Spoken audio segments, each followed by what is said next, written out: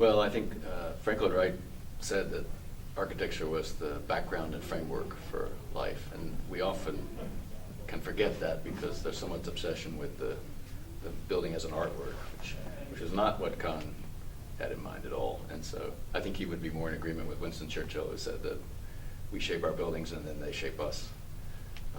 And this kind of building is at least as much, for Kahn, it's trying to take a very abstract idea about how people come together in a spiritual way and to find a concrete form for it, because we need that. We need a setting, and we need a setting where we can come to the fore and the building to some degree can kind of move a little bit into the background.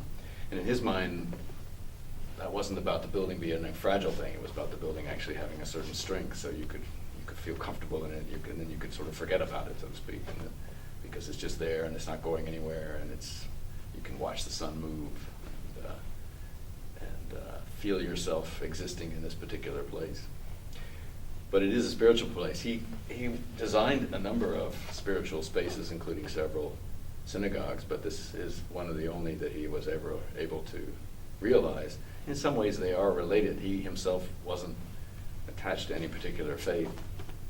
And so what he created here has a very similar spirit to the other buildings, where when you're in the sanctuary, there are no windows that give you views of the immediate surroundings. You're actually in touch only with the sky, but even that through a rather abstracted, the light comes in and bounces off the walls. It's actually not possible to have a normal view, and so it's a kind of, the sky is carving into the corners of the sanctuary, and you are in a space where you are on the floor is the most important gathering space, and then it opens up to the heavens. But it's not about a particular direction of movement or a direction of service. It's about gathering people together.